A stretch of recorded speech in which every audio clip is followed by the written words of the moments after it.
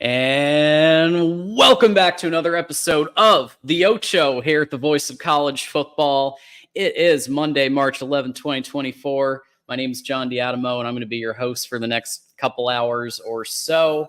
You can go ahead and follow me at John Diadamo. Obviously, host this show as well as tomorrow night and every Tuesday night at on the Michigan channel at 8 p.m. Eastern for Michigan Wolverines Live. So everybody check out both of those. As you come in, please go ahead and hit the like button. Just takes a second. It's free. Might as well. Help support the network. Subscribe to Voice of College Football. And of course, share this with a friend or just take the YouTube link and post it all over social. That would be great too. Whatever you can do, we would appreciate it. And of course, send us a super chat and make sure your comment or question is read right at the top of the queue on screen. We'll also give preference to YouTube members. So if you're a YouTube member, I'll try to make sure to give preference to YouTube members as well. And of course, last announcement, don't forget to join us in about 2 hours for Trojan Conquest Live. Join them over there, Mark, Tim, and Matt, as they talk USC football. But we do have a guest today. So please, without further ado, I'd like to welcome back. We had him on the Michigan show in the season, and he is back with us on the Ocho. Daniel, thanks for coming back. Hey, nice to see you. It's football off season, but NFL free agency today makes it feel like we're almost to football season again. But I like this time of year. I think fans do because it gives us something to talk about other than the stuff from the last 3 months. Oh, absolutely, and and you guys, I think you made out very well with the with Kirk Cousins going to the Falcons. I think you guys are actually going to benefit from that. So there you go. Yeah, we'll see. Maybe J.J. McCarthy is the target for quarterback here. Maybe a move up for J.J. or somebody like Bo Nix. I don't know. I'm fascinated to see what the Vikings do here. It was the right move. You can't commit to a contract like that, 4 years of duration like that, with coming off an Achilles at 36. But this is college football. I'll leave the Kirk Cousins stuff to the timeline. Absolutely. Well, listen, I mean, JJ, I think would be a great fit for you guys. As would Bo. I think if you get JJ, you get a player with a lot of heart and somebody. It's a proven winner. Just won a national title and lost only one football game his whole college career. So that's pretty good as a starter. Before we get started, we do have a super chat already from Minnesota Dave, who's a regular watcher, contributor, everything else. And Minnesota Dave says, finally, talk about why the Gophers are very underrated. I'm sure he was very pumped to see that it was Minnesota week here at the Voice of College Football. But thank you for that contribution. And that is why we've got Daniel here from Gophers Guru to talk Minnesota Golden Gophers. We're going through all 18 teams, and Minnesota happens to be one of them, and they're next on the list. So in 2023, I guess kind of just high level, PJ Fleck, when he first came to Minnesota, I was really impressed with what he did in that bowl game, obviously, at Western Michigan against Wisconsin. I thought it was a very good game. And I thought that Minnesota, which had been kind of up and down, traditionally the last decade or so, with the previous coaches, I thought PJ would bring in some stability, and I think he has to an extent, right? But a little bit of maybe not what we would have expected. I think I had you guys going 7-5, but someone in chat will remind me what I had, because people keep track of these things and keep receipts. But not too far off, obviously. You did 6-7. You did get that quick lane bowl victory against Bowling Green, who had a few flashes this year. So I guess just high level, Daniel, what did you learn from your Golden Gophers this past year? Yeah, I would just say that, this looking into last season transitioning into this season, quarterback was obviously a priority. Ethan Kelly-Manis enters the transfer portal, goes to Rutgers, and Minnesota picks up Max Brosmer, a transfer quarterback Mm-hmm. from New Hampshire, who the staff is very excited about. You go back, I've watched all of his games at New Hampshire, started evaluating some of the things he does well. You look at last season, I thought there were some opportunities left out there in the pass game. And when Minnesota was running the ball efficiently, they were using motion to displace defenders, mixing up their rush schemes, doing some things to get numbers in the run game that were favorable. But play action passing attack wasn't able to execute when they did throw the ball. And when you're a team that runs the ball a little more, you got to take advantage of the opportunities when they're available. When your run game is ticking, you should be able to influence the defense and hit some of those shots. And I think when you go back and look at the film, you study all the games back, there are opportunities available. There's receivers open, maybe there's a drop here or there, there's an inaccurate ball. You look back at the North Carolina game, there were some misses there. The Illinois game, you get beat over the top at the end of the game.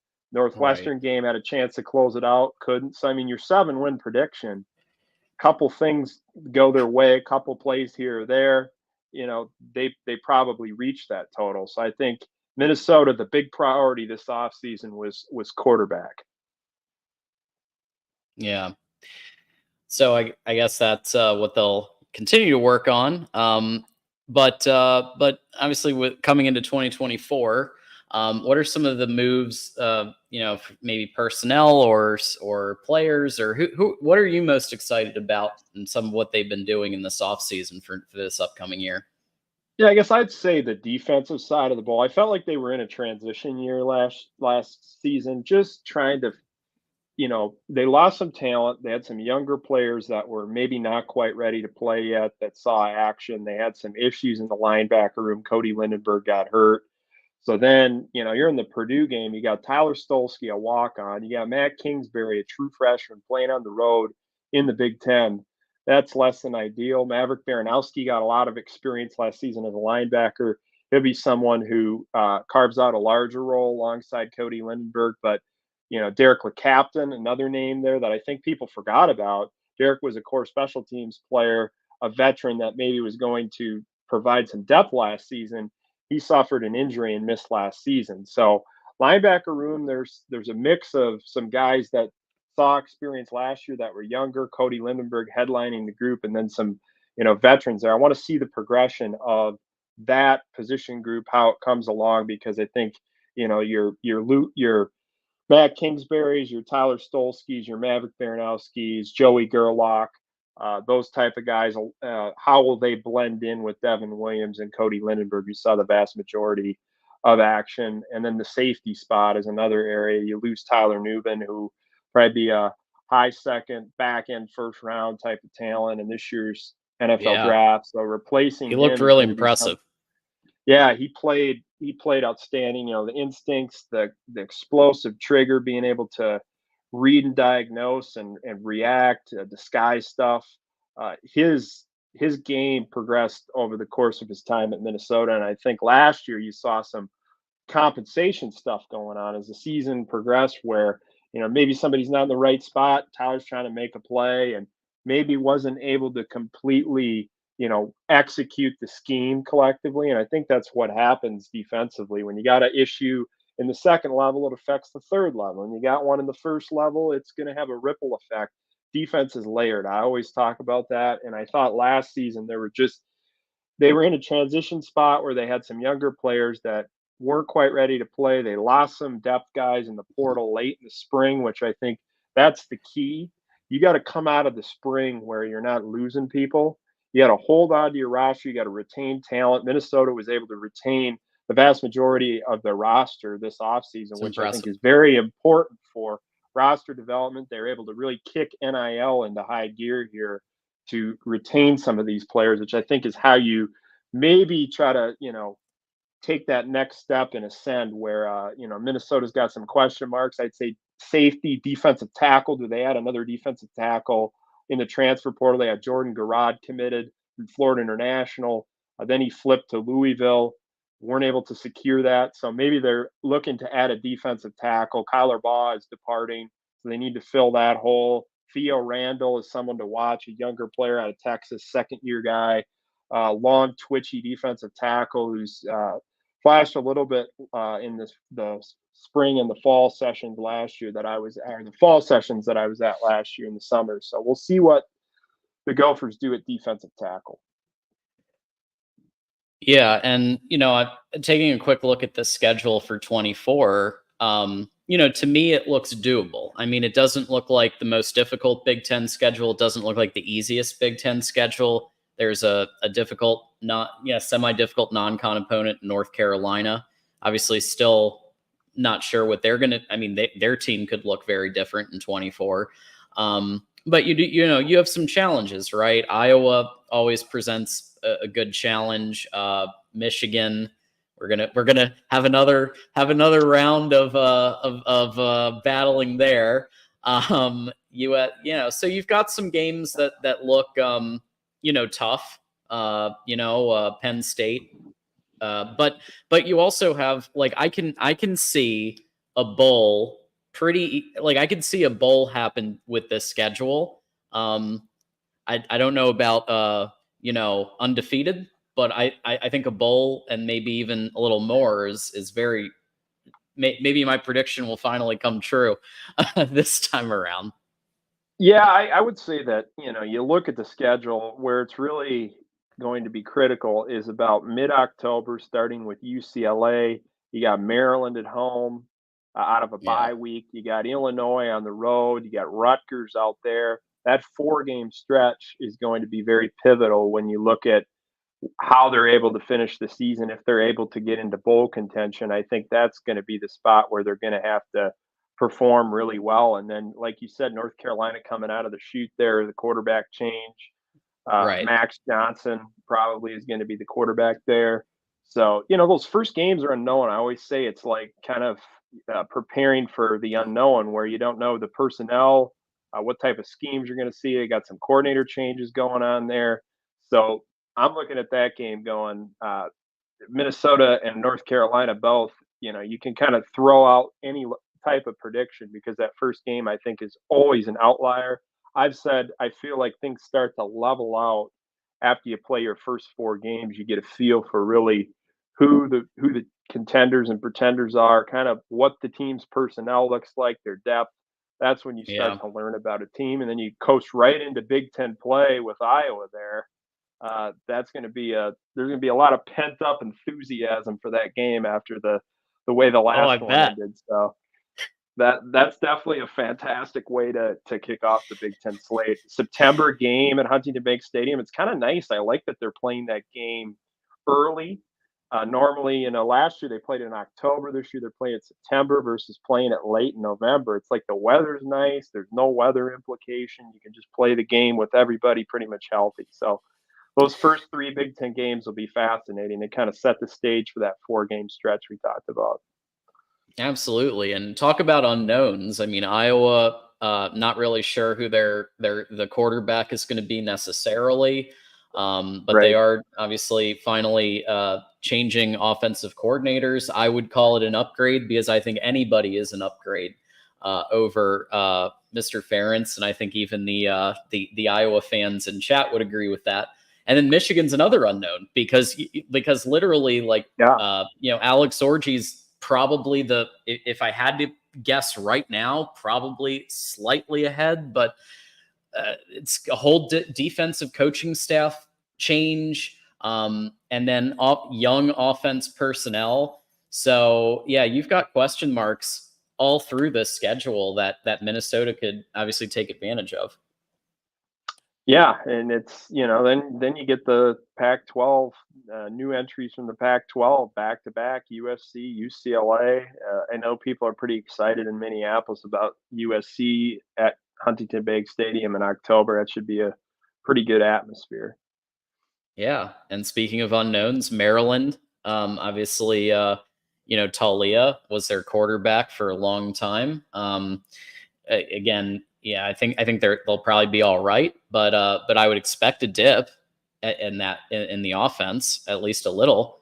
So yeah, I mean, I see in this schedule a bowl, and hopefully more. Hopefully 7-8 wins, and I guess we'll take it from there. But of course, you probably have a few concerns as well. So what do you think concerns you about the Golden Gophers coming into this year? I would say, it's going to be how the defense comes together. They've got a brand new defensive coordinator in Corey Heatherman. Joe Rossi left for Michigan State, so I'd expect a lot of the elements to remain the same. Corey was out at Rutgers with Joe Harris-Simiak, who is the safeties coach here at Minnesota under Rossi, and they run that quarters-based scheme, eliminating the big play. You know, preventing, teams from running the ball at a high level. You want to get off blocks. I thought, watching Heatherman's defenses, they did a great job of deconstructing blocks along their defensive line. They play with good technique. You go back and look at the advanced metrics, 90th plus percentile teams that play in the run back at James Madison when he was a defensive coordinator. So I want to see how the defense comes together. We mentioned some of those younger players in the linebacker room. You got the safety position. I guess I'm just kind of curious how Darius Green, Coleman Bryson, Aiden Gooseby back there. And then, the nickel spot, you got Jack Henderson, who's kind of that early down physical nickel, who I think is going to become even more important in this type of scheme where the nickel's really involved in the blitz packages with Heatherman's defense. Craig McDonald, another player who came in as a transfer last year, didn't get eligibility until like October because of the ruling, had to kind of get caught up. What does his role look like? Is he someone that they maybe kick back to safety potentially? Do they play him at nickel? I think they like him at that nickel spot, but there's some things they got to figure out at safety. Maybe they'll possibly add another safety after they see what the position looks like. Somebody that's versatile that can maybe play a couple different spots in the defensive backfield. They had Kerry Brown at safety, playing back there in the bowl game, the Quick Lane Bowl, to get him some reps. So I just want to see some of these younger players on the defensive side of the ball. And they say on offense, who's going to step up at receiver? You got Daniel Jackson as the headliner, returning one of the top receivers in the conference. And then Le'Meke Brockington, Elijah Spencer, who was a transfer last year, didn't really ascend at the level that I was initially anticipating. But I think having a year in the system, Max Brosmer coming in, the type of system that they're probably going to run with Max now, I think that's going to benefit him. But who kind of emerges maybe at that next layer? Is it Kenrick Lanier, a player, a second-year player who I thought flashed a lot of upside? I know the staff is pretty fired up about the developmental track that he could take. They brought in Jalen Varner, a transfer from Emporia State. I'll get my first look at him in the spring, along with Christian Driver, the son of former Packer Donald Driver. So wide receiver, defensive tackle, like we mentioned earlier, youth at linebacker, and then that safety spot. Want to get a look at all those. I'm not saying they're particularly concerning, but I feel like they're question marks that need to kind of be looked at during spring ball. Yeah, and I will say, there were a couple of games early on that were very tight, seemingly defensive games, and I thought, wow, Minnesota's defense is here to play. And, how much of that was Minnesota's defense? How much of that was, questionable offense? I'd say there's always both in any situation. But you guys thought it was time for a change. And obviously the guy that you got, Corey Heatherman, you mentioned him already, defensive coordinator at James Madison, pretty solid institution, and that's done some things. Assistant coach of the year in 2021. So that's pretty good. He's already been the defensive coordinator at Maine and Pace College. And then he was just hanging out with Schiano as the linebacker coach for Rutgers. And, Rutgers is, they have a pretty solid defense most of the time. Mm-hmm. So he has some real pedigree in college football. And coming into Minnesota, I would argue he's probably the best pick out of who was available. I think PJ did a great job with that pick. Yeah, I thought he did too. Corey Heatherman, someone who has a unique background. I mean, played quarterback at Fitchburg State, went overseas, coached over in the UK and Germany for a while. So he's on the offensive side of the ball, came back, worked his way up through the small school ranks, then was at James Madison, like you mentioned. He was at Maine with Joe Harris-Simiak prior. Joe Harris-Simiak was the head coach at Maine. And it's just kind of that East Coast pipeline that Minnesota's had, where they found a lot of coaches that have worked their way up from the D3 levels, the D2 levels. They like those coaches that have the chops and the background to, get more from less in a sense, where it's like you got to develop your talent up. I think that's why Minnesota's had a lot of success recently is player development. I mean, you look at the defensive side of the ball. Blake Cashman just got paid today, signing with the Vikings. You got Carter Coughlin just signed a 1-year deal. Jack Gibbons started last year in Tennessee. Jordan Howden was seen significant snaps at safety with the Saints. You got Boye Mafe, who really produced well with Seattle Seahawks.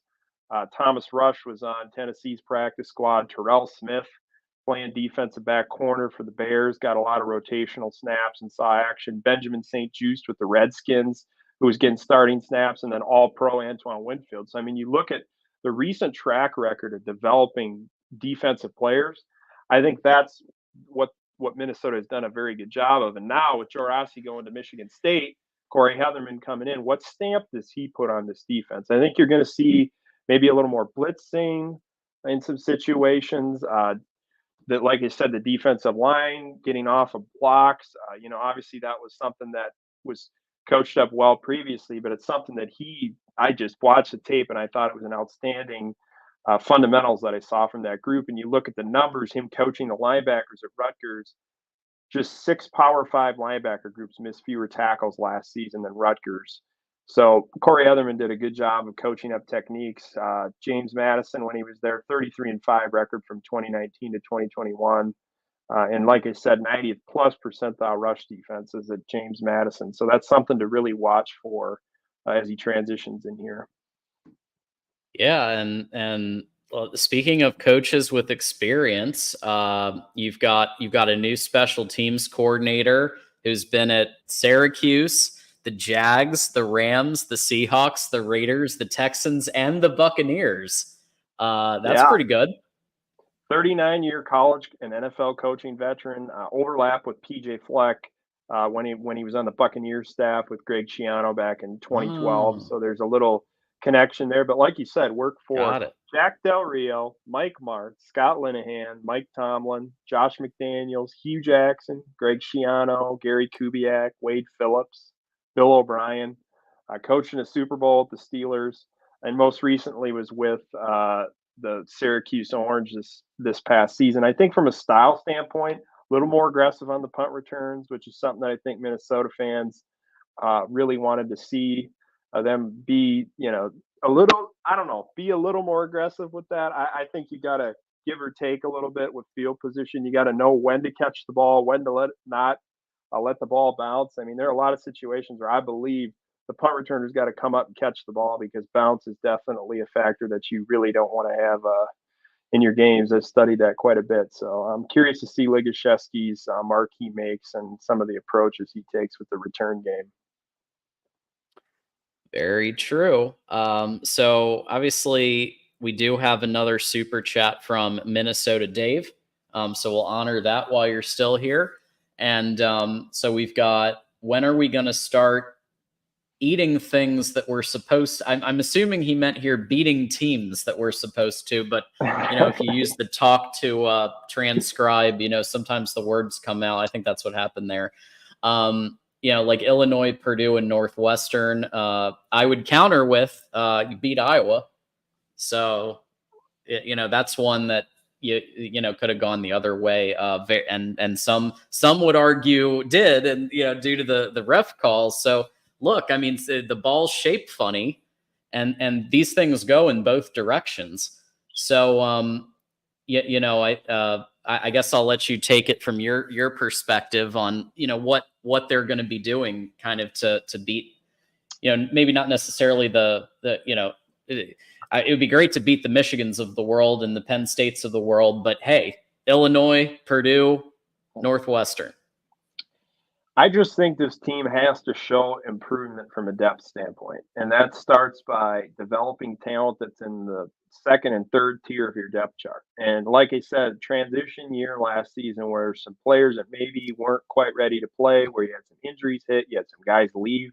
Now it's about developing those players up and getting them to the point where they're ready to contribute. And that's what it's going to take to win those games that are narrow at the end. You go back, you look at the Illinois game, you make one throw at the end with the tight end open pass, the sticks, ball game. Northwestern gave up a couple explosive plays at the end, weren't able to close the game out with the ball in your hands, run it out. Northwestern's able to close it, and you end up, losing in overtime. Purdue, you're just beat up. You got second level of the defense. You got a walk-on and a true freshman out there playing linebacker for the first time. So it all revolves around the depth on defense, and then I think quarterback play. We mentioned Max Brosmer. How is he going to be able to adjust? The scheme similar. Some of the schematic stuff that they did at New Hampshire will help him ease into Minnesota system, I think. So I'm looking forward to spring ball, just getting a look at Brosmer in person for the first time.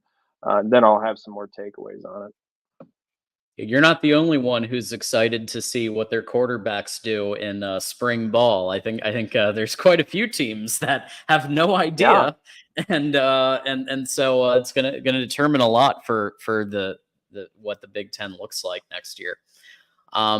So of course, as we always do, we want to thank you for coming and also give you a chance to have a final thought. And where can people find you all over the internet? You can find my work on Twitter or X at DanielHouseMN, as it's on the screen there. I just posted an article on the Gophers in the NFL, providing an update there. Stuff's coming out on the Pro Day this week. You got some Gophers, Tyler Nubin, who's going to be going through his workout, going to be a big one for him to solidify stuff in the eyes of NFL scouts.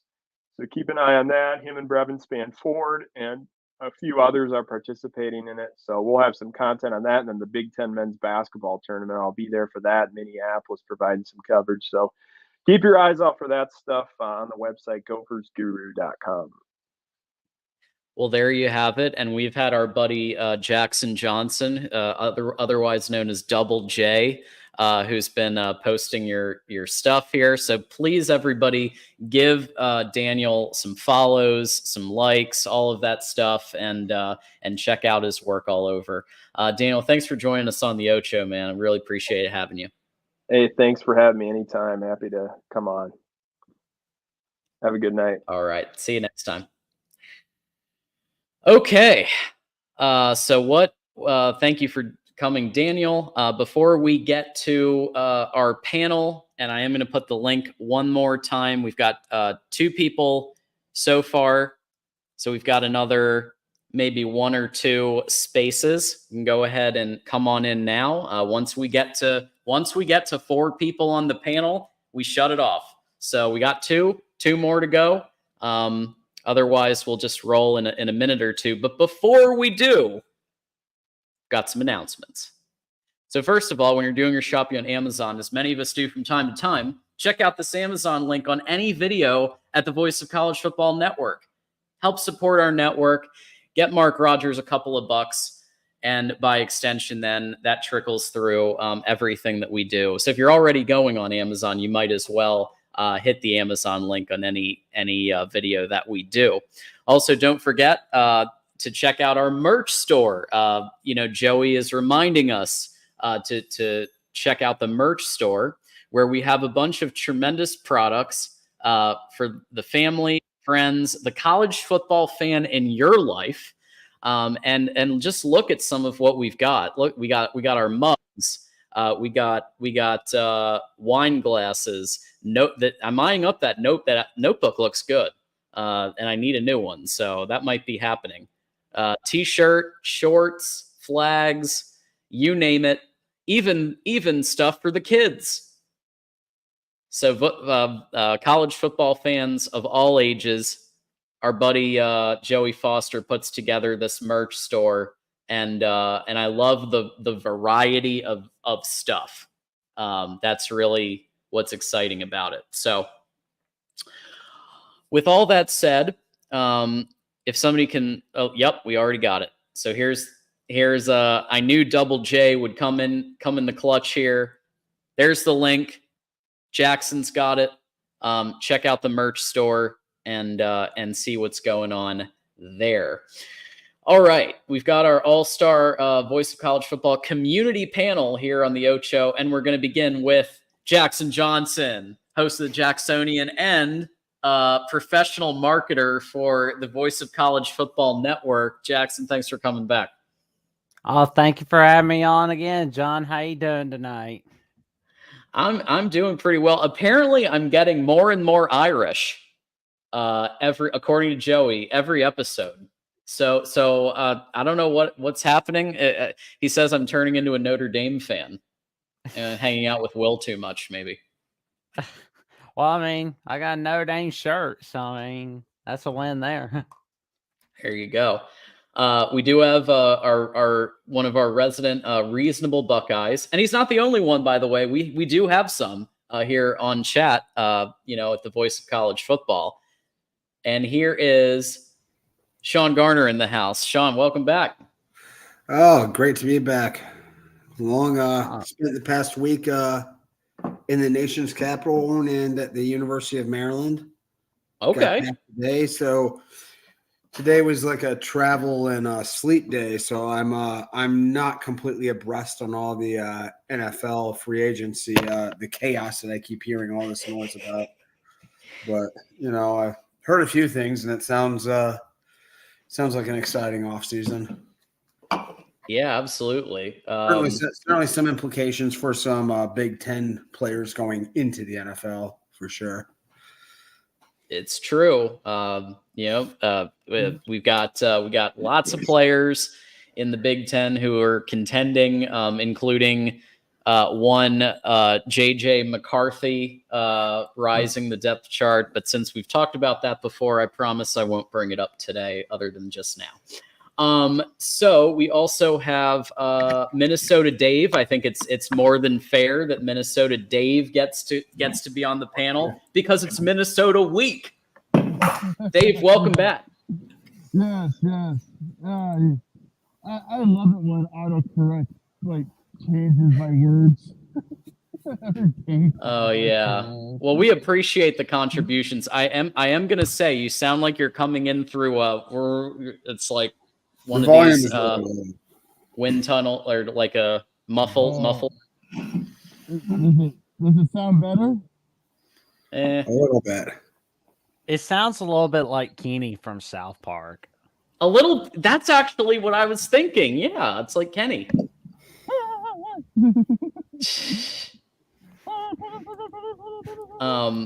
Yeah, but we do need you to work on that. No, I'm going to bring you. That's not how it goes. I'm going to bring you down for now. If you can just work on your audio the next couple of minutes, and I'll bring you back up. We've got Keith. We've got Keith here. Hey, John, how you doing? Michigan 15, everyone 0. Whoa. I'm still living the dream, baby. Well, good for you, and I'm with you there. It's definitely nice to see some of the players in the combine as well. So let's see.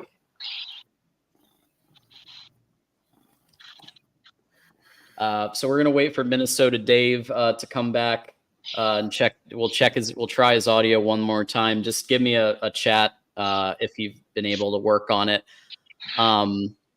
Hey John, did you see Lions Wire had JJ going second to Washington? I promised the Buckeyes I wouldn't bring it up, but since you brought it up, yeah, it's I had him at 8 personally, but now with the recent move that the Falcons made, maybe not, maybe he goes higher. Well, I don't know. Be interesting to see how it shakes out here among those quarterbacks. Always hard to say. It is hard to say. I mean, he could end up being the Aaron Rodgers sitting in the green room to the 26th or the 27th pick as well. Yeah, Will Levis last year expected to be a top 5 pick, didn't even go in the first round. Right, that's right. That happened to Will Levis last year.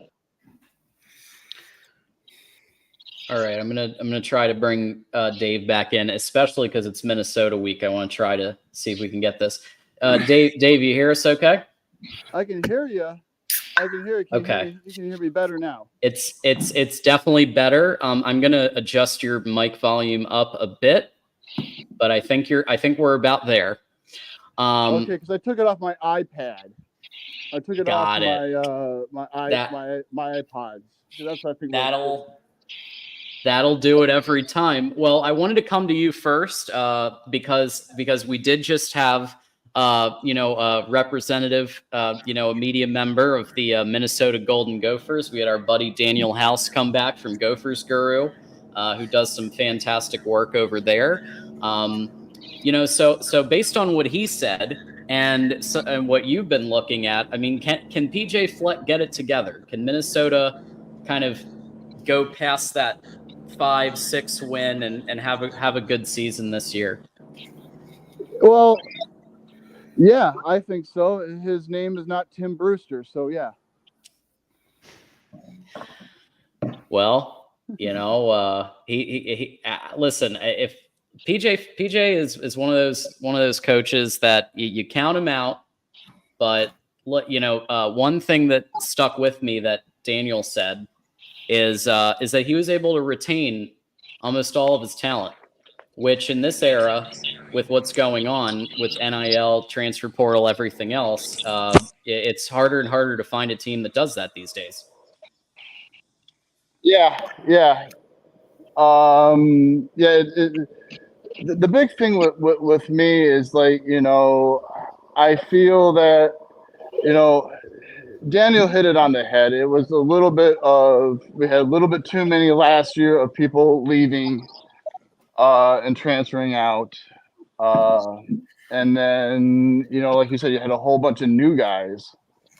A lot of them I didn't even know were on the team until way later in the season. So, that's I feel that he can do it. I feel that he can get himself at least back up to 7 wins this year. I mean, that's not much to ask for as a Gopher fan. I don't think it is either. Jackson, what say you about what you heard from our guest and what Minnesota could be doing in 24? I wonder if they can start a winning streak against Iowa and if their winning streak against Wisconsin has ended, because I got a feeling Wisconsin is going to go back to dominating Minnesota. But I could be wrong. What do you think, Dave? I don't think so. I think those days are done. I think the Gophers have really, not caught up totally with the Badgers, but I'd like to see what Wisconsin coach, he has to prove to me, like everybody else, he's only been his first season, that he can bring Wisconsin at least back to dominance. Speaking about Wisconsin, I had a huge argument with a Wisconsin fan on Facebook about basically he was trying to say he was basically saying that Wisconsin's at the same level as Michigan, Ohio State, and Penn State. And I just no, they're not. They're still not any close to that level. Yeah, but beating Wisconsin regularly, I don't think that's too much to ask. Yeah. I mean, I'd like to see it go back to I'd like to see it go back to the 70s and the 80s, back when, the Gophers would win a few games and then the Badgers would win a few games and the Gophers would win a few games and then the Badgers would win a few games. That's what I would like to see it to be, back and forth. Just Barry Alvarez became the Wisconsin coach and the whole Wisconsin program changed. Yep. Basically overnight. Yeah, Sean, what say you? I want to see if this offense can gain any sort of explosiveness at all. Even when Wisconsin's been good under PJ Fleck, it's been always just very sort of. Wisconsin is not coached by PJ. No. Yeah, I know what you meant. Minnesota. Yeah, I know what you meant. Recognize that. Yeah, so since Minnesota has just been. I mean, they need 13, 14 play drives to put points on the board, and that's sort of how PJ wants to play: limit the possessions, run the clock. This team has not been dynamic. It's been one of the least dynamic teams in the whole country for about almost since PJ took over, and I'd like to see them. I think playing that brand of football is not going to win you a whole lot of games nowadays. You need to find a way to create big plays, and I don't know if they have the personnel to do it. I don't know if this Rosmer can be the guy to make their offense a little bit more potent. But, I think they need to adjust their culture because, I mean, it's just not working the way they're approaching right now. But I would say that's been their culture unfortunately, that's been their culture probably right around the time when Brewster left and Kill came in, because we couldn't get a wide receiver for the hell of it under Kill. We had to rely on the running game, and it's basically our tight ends. We had to do what Iowa had to do for a while, of basically running the football and relying on tight ends and big offensive line guys. Mm-hmm. Yeah, absolutely. I mean, but I feel like with the portal and everything now, and Minnesota should be able to bring in athletes that can stretch the field a little bit more. And so, I don't know how we're not really drawing in a lot of people. I think a lot of people just feel like, especially Southern kids, are where most of the talent is at. They think about Minnesota and they think about, oh, I'm going to play every game under 32 degrees. They have that kind of vision of we're going to be constantly cold every freaking day in the fall. So for some reason, you should have Bud Grant take them fishing, Dave. I miss old Bud. Yeah. I miss old Bud. He was, like I said, he was my friend's grandsons. Wow. So I never personally met him, but I know his grandsons from his two daughters. Yeah, Nice. I think football was Bud Grant's second love. Yeah, oh yeah. Yeah, Bud Grant is basically treated like the Kennedy family in Minnesota. Hey Dave, I want to tell you, before Sharon Moore got picked to succeed Harbaugh, PJ Fleck's name was coming up. And I was all in on that. I think the world of PJ Fleck. Now, if they told me Luke Fickell was coming, I'd say, get the hell out of here. We don't need that guy. I think he's one of the biggest defenders in college football. So, you broke up there. You broke up. Yeah, I don't know if it's me or if it's the audio. No, it's not just. I did want to mention Donovan Jones. Until he got dismissed, he was pretty good for you guys under Kill. And I do remember the 2014 season. That was a great season. Yeah, well, not great for us, but but hey, you helped Michigan finally come to the senses of getting rid of the abomination that we had as head coach. So I actually thank you in part for what happened. Which abomination was that? Was that Rich Rod or was that I forgot who the heck the other guy? Brady Hoke. Brady Hoke, Captain Claps a lot. Oh yes. Yeah. I remember him. Didn't he put in that game? He put in a backup quarterback. Yep. And the guy was concussed. He got hit in the head, and he got concussed, and he didn't take him out. He literally wobbled off the field.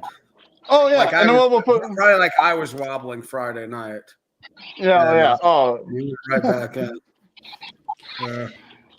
But yeah, I remember that game, and I just remember him I remember Morris. I think he ended up going to Central Michigan after that. Yep.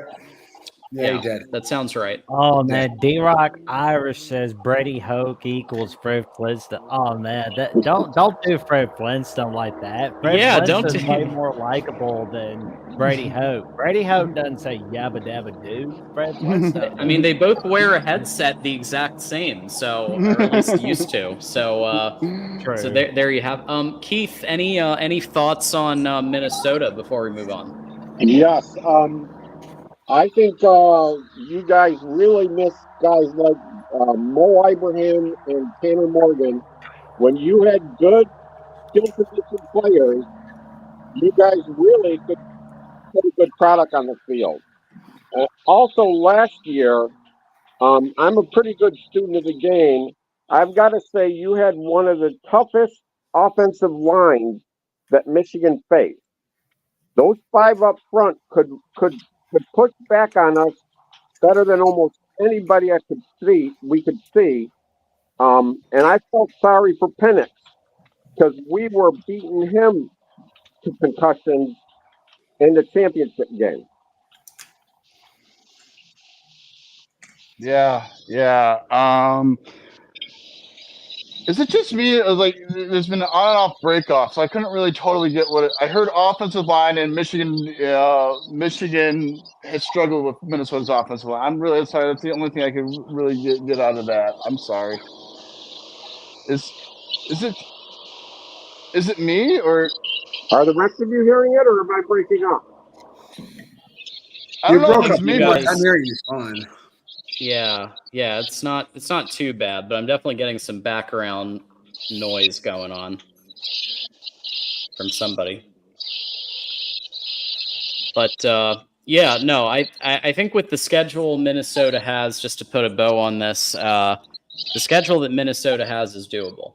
You know, it's not the toughest schedule. It's not the easiest schedule. We talked about this with Daniel. 7-5 seems like it could happen if you win the games you're supposed to win, and drop to the Michigans and the those types of teams. Then 7-5 and even maybe even 8-4.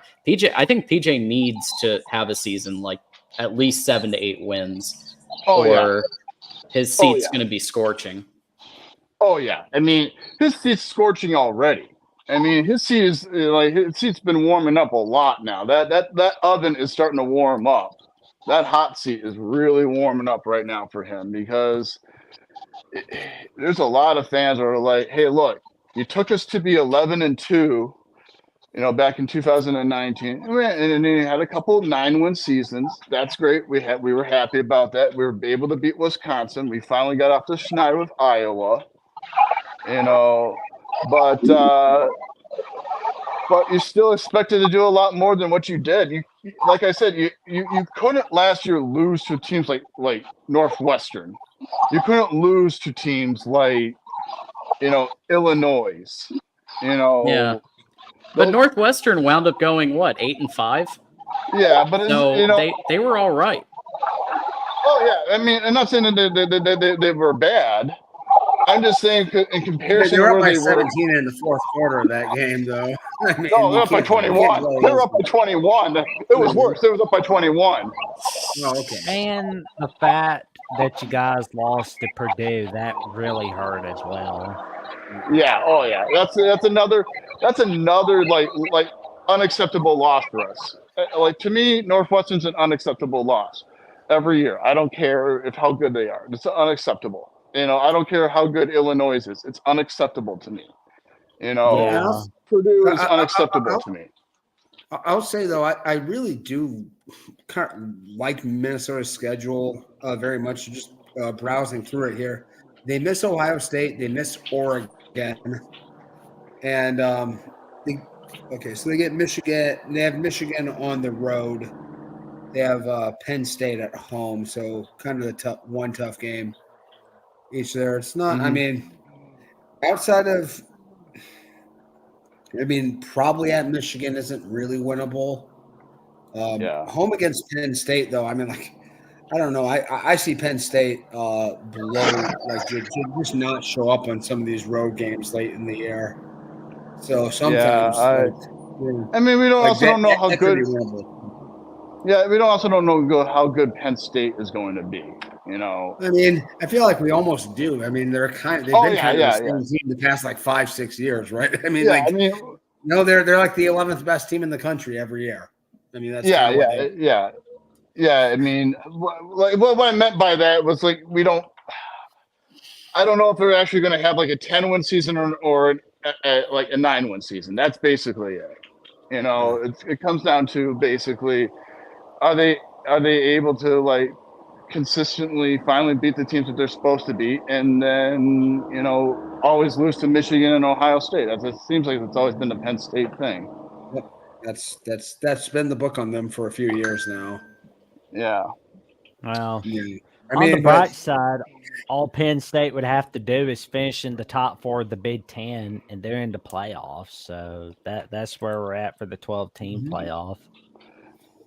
Yeah, when it goes to 14, hopefully 16, when they actually get their heads together, doesn't make any sense that we have a 14-team playoff anyway. I think we should go down to 8, but that's definitely another discussion for another day. Yeah, it's either 16 or 8 is good. Make it even. I promise you, at some point, we will have a whole show on playoff. Either Ocho or Mark will have a whole show probably on playoff format coming up in the offseason. So we'll have a lot of discussion about that. Gotta get my lobbying suit ready. So, yeah, for sure. So, quick reminder to everybody, go ahead and join our Patreon or YouTube membership. Starts at just $2.99 to be a YouTube member. You get yourself access to our College Football After Dark, being part of that panel, Discord chat, and I do my best to elevate YouTube member comments if they're relevant. In this case, Moose, for example, is a YouTube member. Don't throw the hot dogs out with the hot dog water. I think that's a reference to Double J there. So I must be getting famous if people are making references what I say.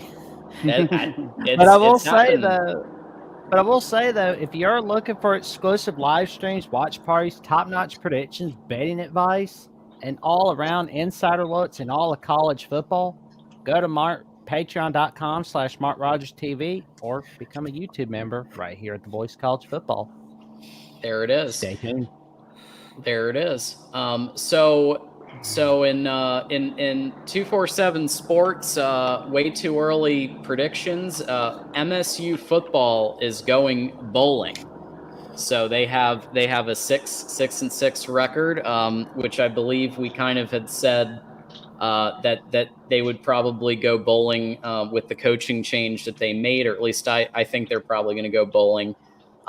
Is there a team that you think can shock college football? I mean, there are 18 of them, so it goes without saying that at least one will be the Northwestern.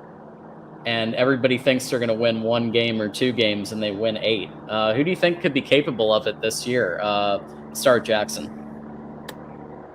That's a good question. I'll have to know a little more about everybody when spring practices are over with, and it's time to go get preseason magazines in June at Publix.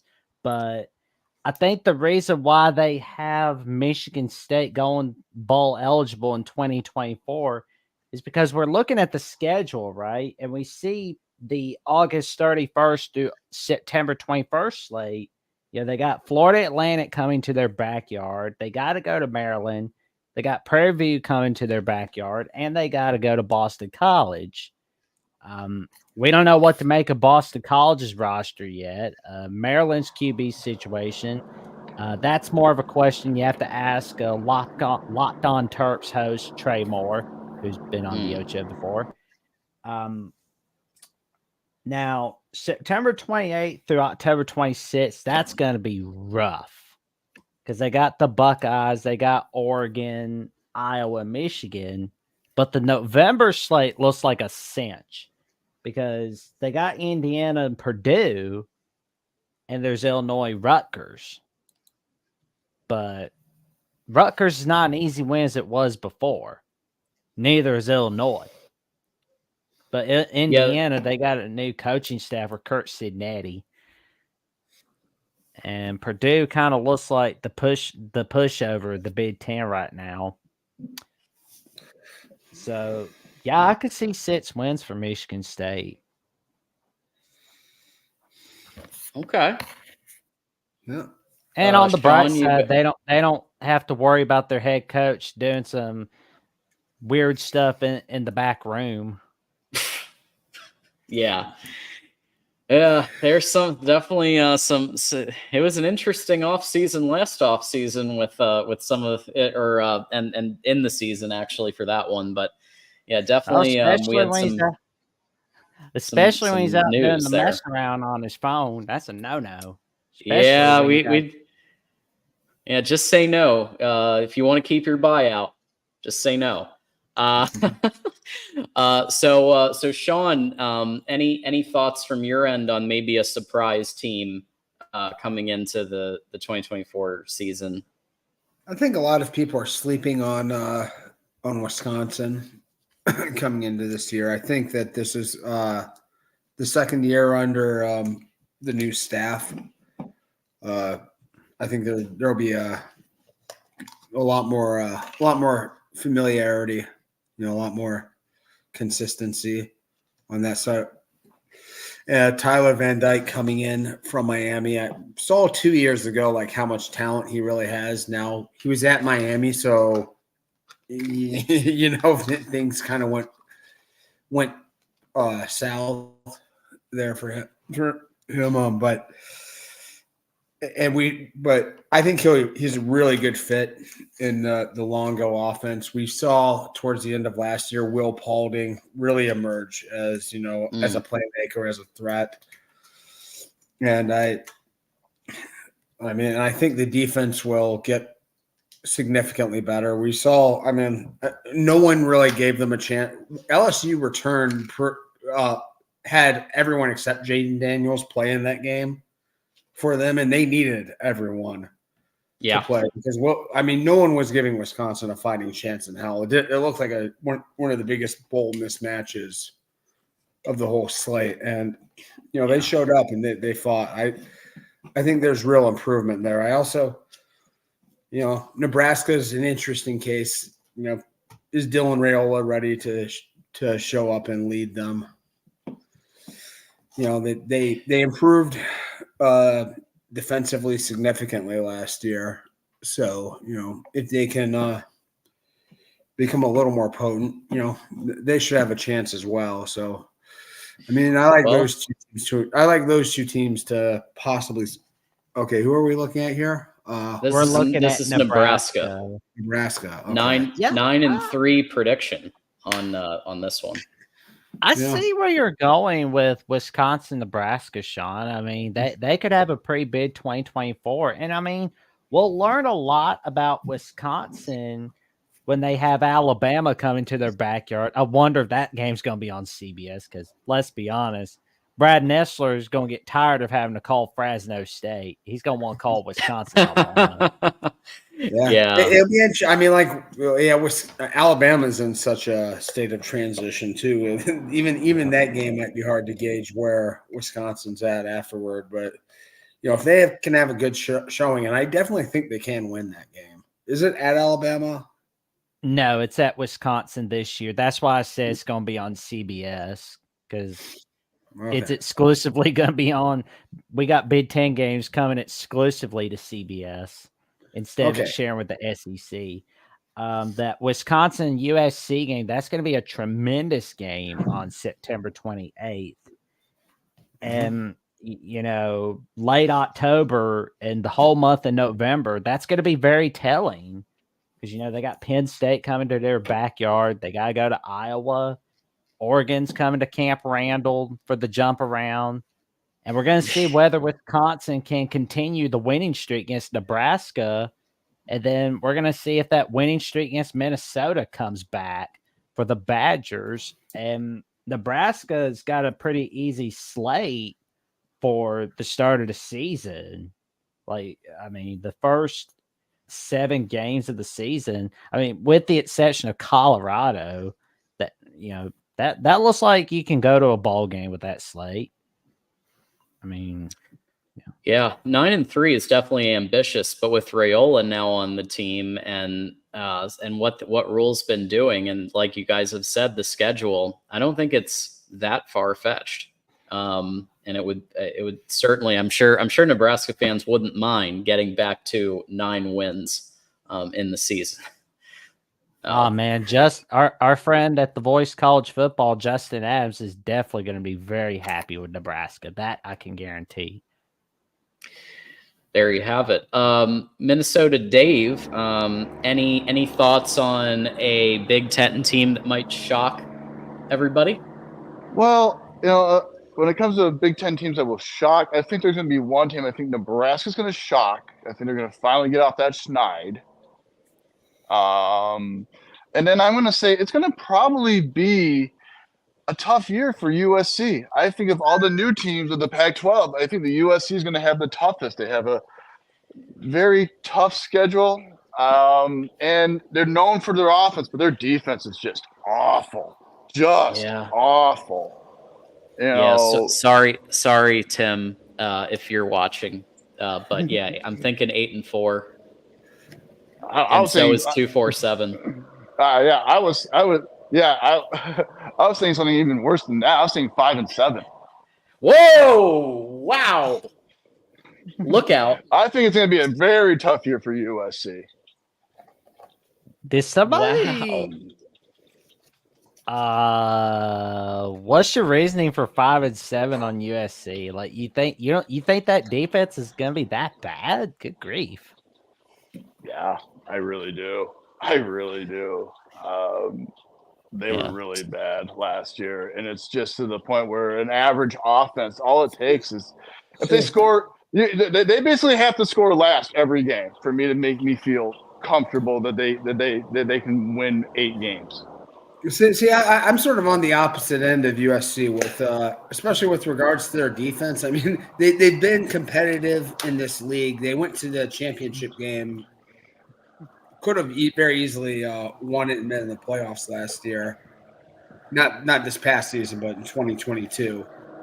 And I think if you just get competent coaching on the defensive side, that defense will improve dramatically. I think the switch in defensive coordinator will make a difference. Get them to be a top 70 defense. And if they had a top 70 defense the last couple of years, they would have won more games and at least had a playoff appearance, So, but I mean, like they don't have Superman at QB there anymore. So, yeah, that's the other thing, that I really took into consideration. And I mean, they were bad. I'm gonna make one point here. Miller Moss in the bowl game, the play calling for him was significantly improved from what they were doing with Caleb at times. I think they put too much on Caleb. Meanwhile, Miller Moss, they were distributing the load, and Lincoln Riley, I think, actually play called a very good game. So while I don't think anybody argues that Caleb is the better quarterback and is going to go first overall, Miller Moss and I think Lincoln Riley just have a little bit of a better symbiotic relationship, but could be wrong. Well, when we look at the history of quarterbacks under Lincoln Riley, I mean, Baker Mayfield won a Heisman, Kyler Murray won a Heisman, and Jalen Hurt. Jalen Hurts, runner-up. Caleb Williams, Heisman. I mean, it would not surprise me if Miller Moss was in the Heisman race by the end of the season. And, I'll put money on it right now. Miller Moss is my surprise winner for the Heisman. And to put a finer point on the point you made about the play calling, I think Lincoln Riley felt like when he had a QB with as many gifts as Caleb Williams, you wanted to give him as much chance to create magic on the field as possible. So you run a lot of deep route concepts, you run a lot of post smash and stuff, and those take a long time to develop. And last year's USC offensive line just wasn't good enough to hold up to that. And I think they went with a much more traditional, much more conservative game plan, passing game plan with Moss in. And he was getting the ball out significantly faster than Caleb in that game. So, Well, I was gonna say in the chat, the D-Rock Irish says that how USC has a tough schedule, but they got their new DC and they've bolstered the defense. And the Trojan O-line's protecting Miller Moss, but we gotta watch for the O-line, like D-Rock Irish has said. Yeah. Well, I think that when Matt Zemek was on here a few weeks back, he specifically mentioned the O-line and what they're gonna really be looking at like Josh Henson and kind of evaluating what he's doing. And so yeah, I think O-line is going to be a big point of evaluation for this team, especially with facing Big Ten defenses, because Big Ten offense can be shaky, but Big Ten plays defense, and so that O-line is going to get tested. Yeah, and I mean, like just a lot more size, a lot more physicality in the Big Ten. They're almost every I think every single team in the Pac-12 runs like sort of an even front where the linebacker, it's just a one gap scheme. All the defensive ends are trying to get up. You go up to Michigan and you face Mason, 320-pound Mason Graham and Kenneth Grant, and they're just going to bowl you right in. Like they're going to they punch you right in the mouth. Same at Wisconsin, same as Iowa. They're not trying to get by you, they're trying to get through you. And it's a totally different approach. And since we're talking USC, I'm just going to remind everybody that in less than an hour on the USC channel, we're going to have Trojan Conquest Live with Mark, voice of college football, as well as Tim Prangley and Matt Zemek, both who now write at Trojans Wire. So Tim is a new writer for Trojans Wire, and of course Matt, as we know, has been. So that's very exciting. So check that show out in under an hour. I'm going to go to Keith here on a team that you think might shock the college football world in the Big Ten. I think Oregon is going to shock the world, but not in a good way. Not in a good way. Oh. Oregon, to me, was essentially Washington last year. They played two tough games against them, and they were both within a few points of each other, and they lost both of them. And we saw what Michigan did to Washington. And I can see Ohio State, Penn State, and maybe even teams like Maryland and Nebraska giving Oregon a hard time. Oh man. I've seen people pick Oregon to win the Big Ten.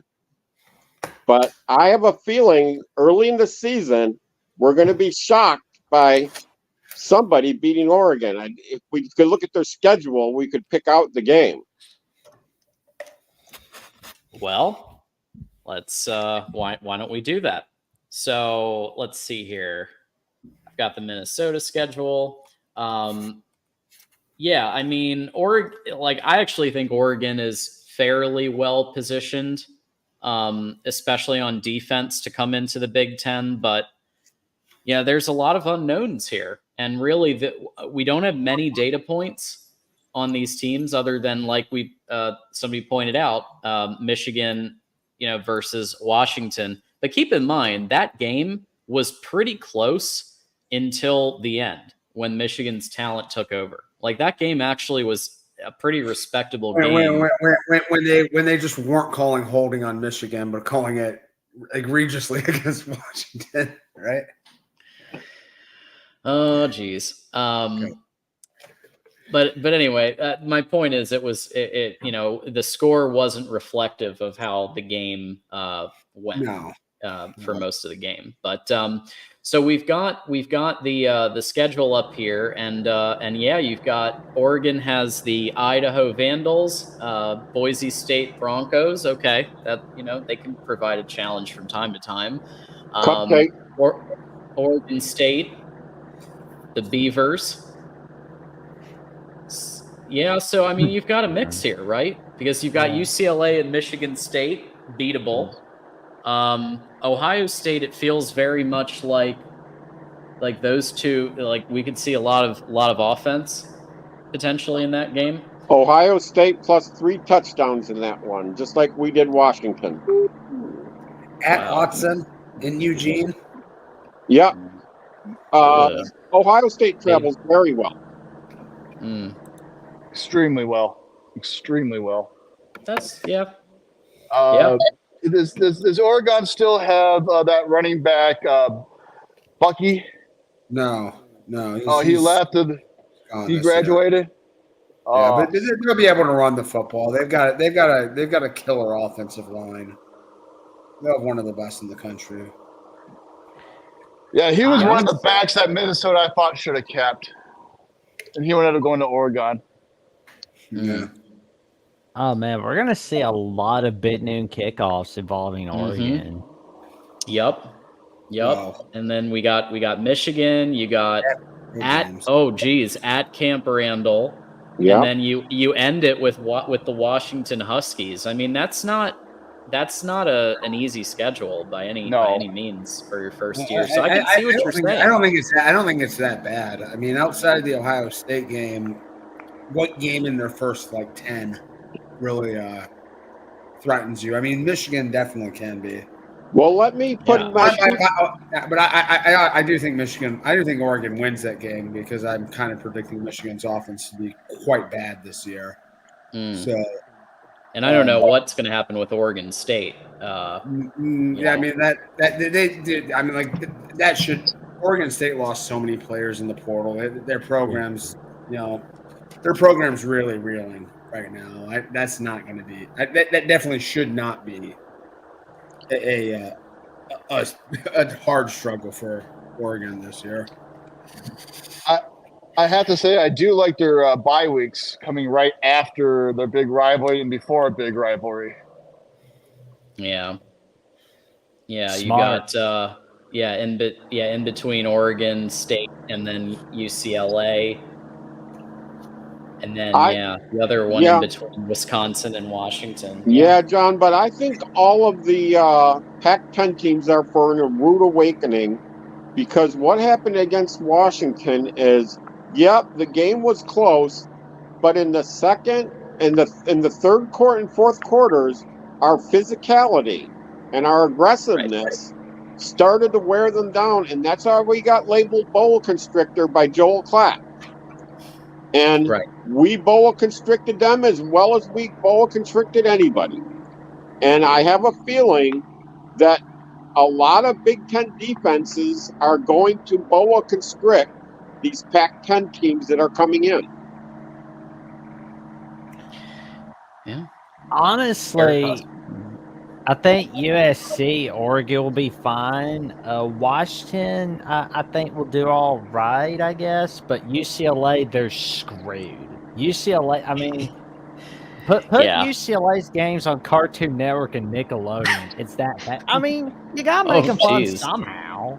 How many points did Oregon give up to Washington in both those games? I think it was close to 40. It was mid-high 30s. Mid-high 30s. 38, 35. Something like it was that. 38 and 35. And how many points did Michigan give to Washington? A lot. To Washington in the championship game. It was 13. 13 points. Oregon's defense is not like Michigan. On that side, yeah. It's not like Penn State, and it's not like Ohio State. They have a Pac-10 defense that can easily give up 30, 35, 40 points a game. Yeah, no, this is true. And yeah, Michigan, held the number one. I think it was passing offense statistically. It was the number one passing offense. Yep. To 301 yards and 13 points in their offense. Yeah, I mean, but we have to keep a couple of things in mind, though, in both when we're using Washington and Michigan in these discussions, because Washington's going to be a very different team, right? They're losing their quarterback, Right. they're losing their three NFL wide receivers, they lost their head coach. That's going to be huge. Obviously, Michigan lost their quarterback and head coach, and significantly on the offense. So I do think And you're also, that there's going to be some continuance, but yeah, and you're also dealing, and also when you make those direct comparisons on like that small of a sample size. Washington had a great offense last year, but they were also not incredibly consistent. They had 3 or 4 games last year where they were a bit shaky. I think they scored like 15 against Arizona State. They scored. They struggled mightily against Oregon State. I mean, like they weren't like killers against everybody. They had some games where they looked just out of this world, but they weren't. They weren't always at the top of their game. Yeah, the offense went very cold in some games. Yeah. So, and yeah, but no, they showed up against Oregon both of those times for sure. Yeah, and that's going to be the question for this season. Can Oregon end that losing streak against Washington? That's going to be the question. I'm looking at Washington's schedule, and Rutgers kind of looks like a perfect trap game because, you're thinking about revenge against the team that beat you in the national title, but you're not even thinking about Rutgers all that much compared to Michigan. So you got to go to Jersey for that game. I don't think any of us thought that'd be a conference game, but it's gonna be a sneaky good game. Of course. I am curious to see this year, like some of these Pac-12 schools that generally, like Oregon travels really, really well to road games. And I mean, like the Pac-12, there are big road trips there. So they travel well to like the desert into Southern California. Are they going to travel to New Jersey? They don't travel so well to Seattle. Well, I'm saying that they have a lot of fans. They bring a lot of fans on the road. Oh, okay. They have, and I'll be interested to see some of these schools. Yeah, well, Oregon's got a great traveling fan base. Are they going to show up to these games? To these games in Piscataway and College Park, and West Lafayette. I was shocked when they beat you 3 years ago. Boy, was I shocked by that. Yeah, you're not the only one. That was an ugly performance. Did you see all the strings that were broken at the end of that game? They listed like 24 strings. Like how many home games against this conference or whatever. I mean, you guys lost had 24 strings broken. I mean, like I'd have a hard time to think about. Okay, we lost to Oklahoma just a few years before that. When was the last time we lost a non-conference game to like? Yep. In the shoe, yeah. In the shoe, yeah. Yeah. And no one really saw that coming too. I think most people wrote that off as a win for Ohio State. Like, okay, they'll go in there, they'll beat them by 17 to 20 points. Yeah, that was your famous. That was your infamous defense, 600. Kerry Combs, right there, and they beat us with the same 2 or 3, with the same plays or the same variation. Yeah, all that time, like just that motion jet sweep stuff. It was just like, oh my God, they're beating us the exact same way every time. I was just going, that was an awful. That season. Defense was horrible. Yep. Yes. Dreadful. Well, it's going to be very telling to see who goes into the top 4 in 2024, the Big Ten. Because, I mean, again with Washington's schedule, I mean, they got to go to Iowa. That's nuts. That is nuts. Is that an Iowa like afternoon night game too? That may be an afternoon game on CBS, or it could be a night game on NBC. That I'm not too sure about. Who are we talking about going to Iowa? Washington. Yeah. And the fun that defense is going to get out the belt and give them a spanking. The fun one for Oregon is going to be going to Wisconsin. Can you imagine that front seven on that Wisconsin defense? How forward they're going to look to this highly ranked Oregon coming in there. And that Wisconsin front seven, 9 years out of 10, is very scary.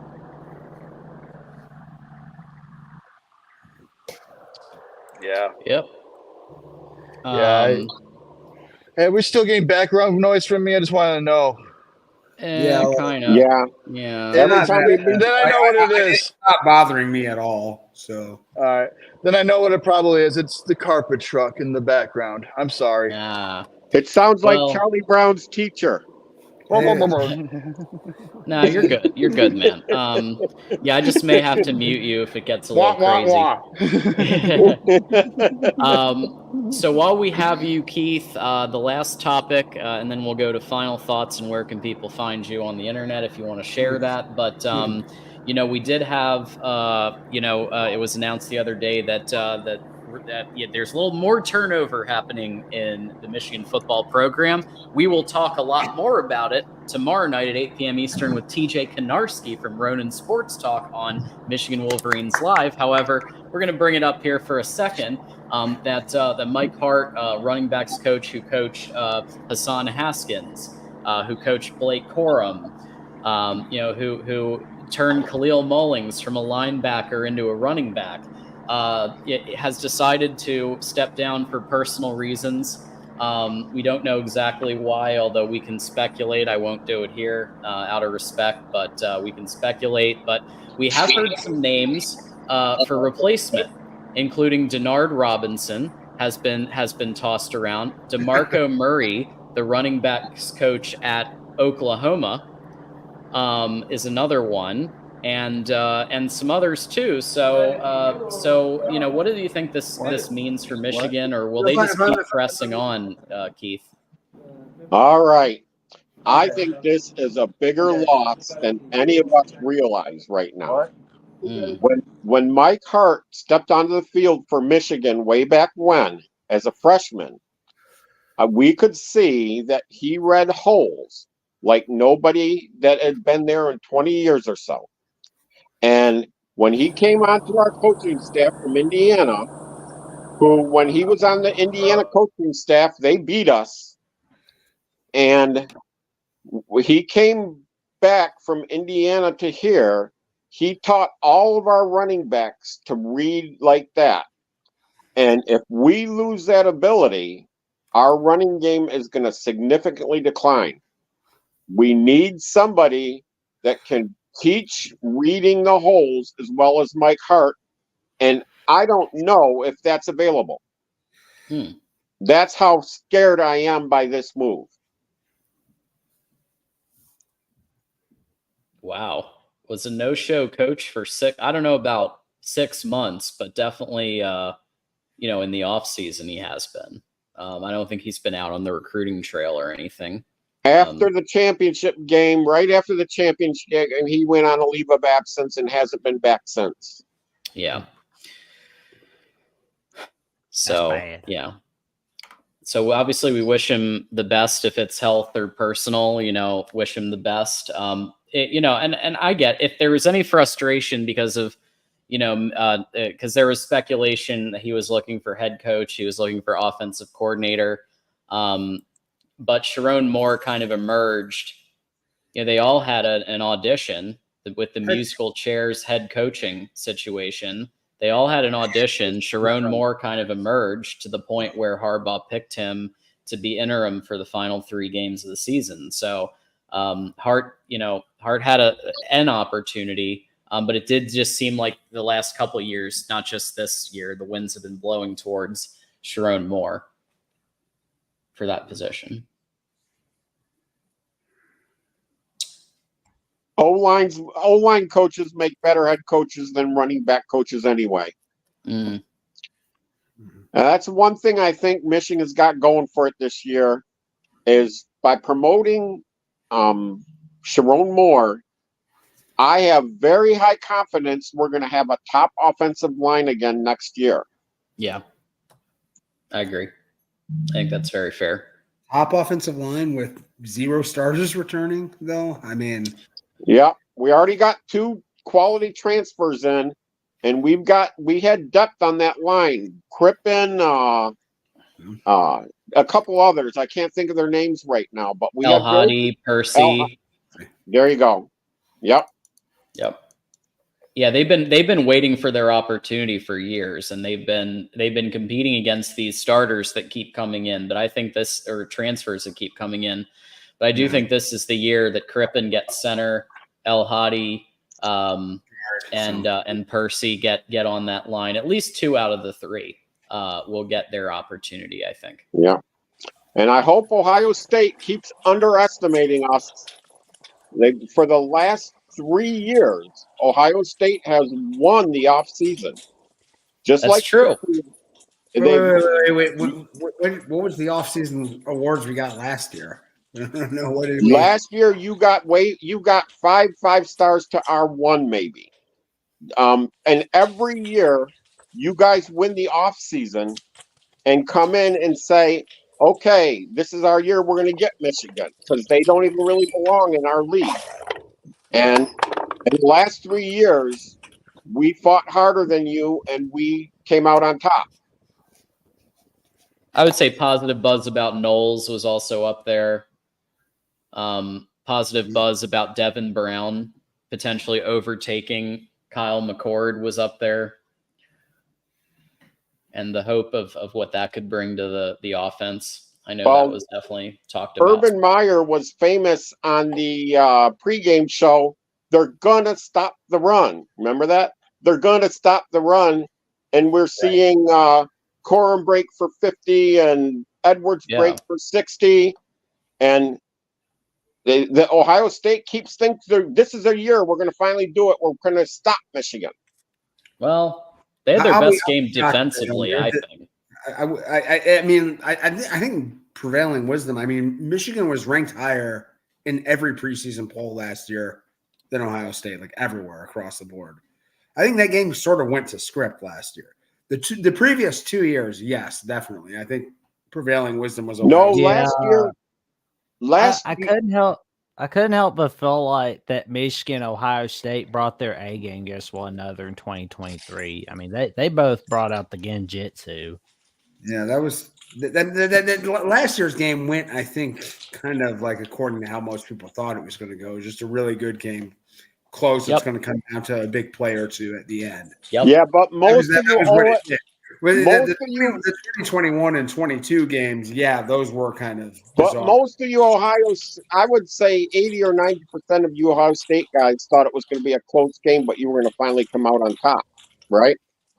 Well, that's what you're hopeful as a fan. Like you're hoping, it's just you're always going to be a little bit more optimistic, a little bit biased, and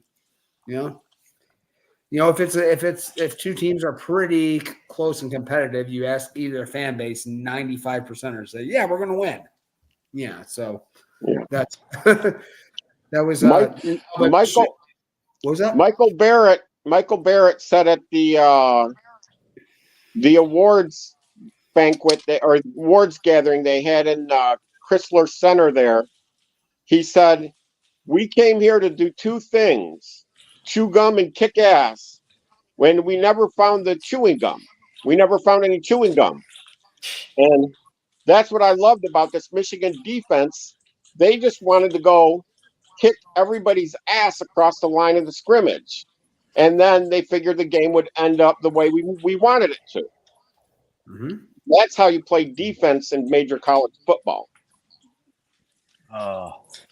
Let me tell you, I wish Minnesota had your problems. Man, God.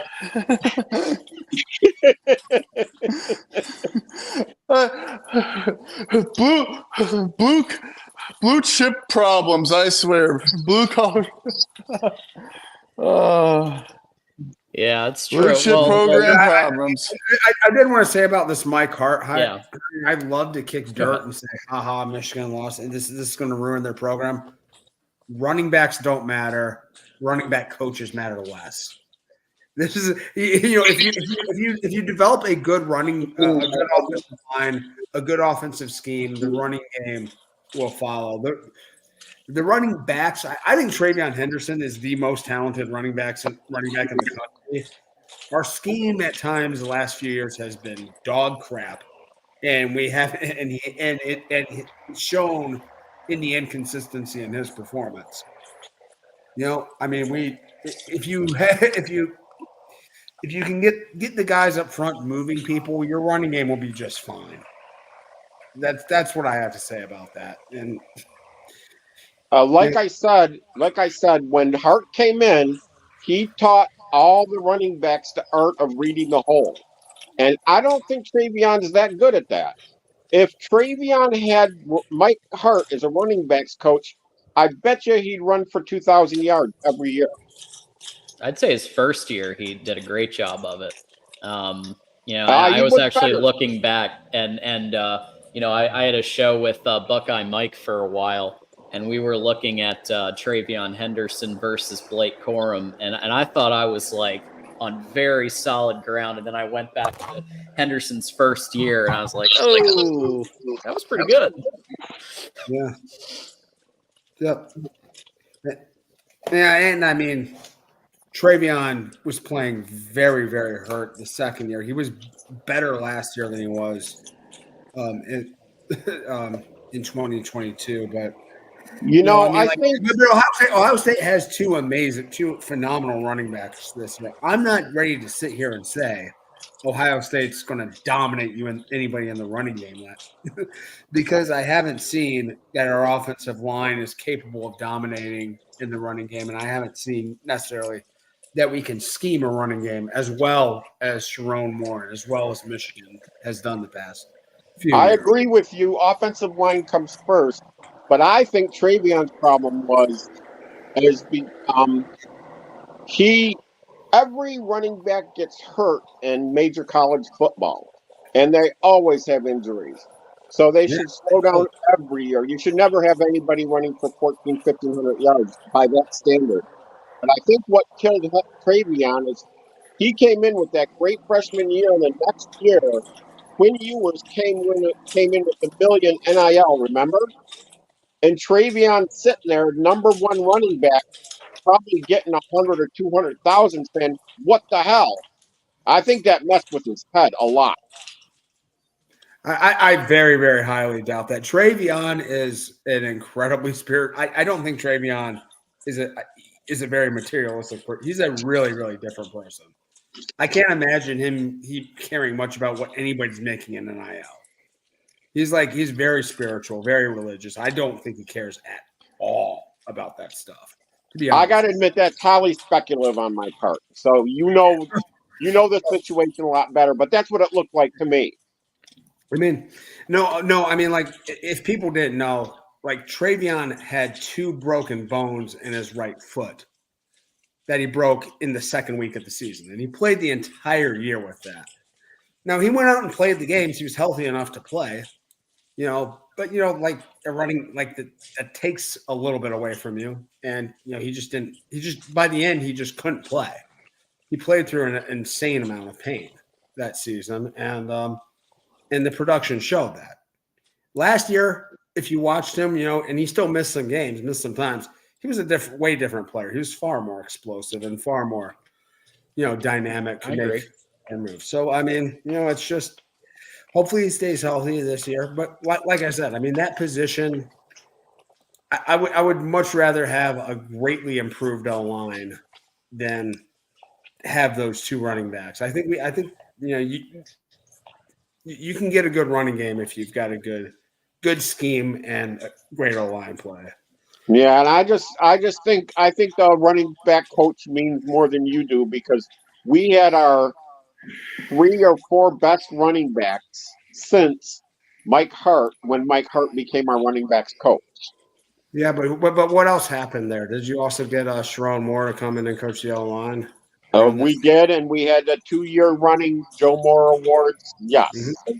Like I say, the offensive line comes first. I agree with you. Mm-hmm. I won't say the best running back and the best running back coach in the world can't do anything if he doesn't have a great O-line in front of him. Yeah. Yeah. I hope that whoever comes next is able to convert. You know, what I do think was impressive was his ability to convert other position group people to running backs and do it in an effective manner. I mean, obviously you had Hassan Haskins and now Khalil Mullings, who nobody thought really, he was kind of used as a gadget guy in 22. And then 23, he just bursts on the seam. And I think that that's absolutely part of what Mike Hart was able to do that kind of set him apart from some. But, you know, so hopefully whoever comes next can have that same impact. And I will say, like, if you watch Blake Corum and Mike Hart clips side by side, they almost look like kind of the same player, except Blake Corum's, you know, much more physically developed than Mike. He's much more physically gifted than Mike Hart ever was. You know, I mean, Blake Corum is, you know, I mean, he's going to be a top 100 pick. He's going to be, you know, somewhere late second, third round pick. Oh, and he's going to be a draft based on like how he, you know, he's the best ball carrier in the draft for sure. So I mean, like, did you see his reps on the? Did you see his reps on the bench?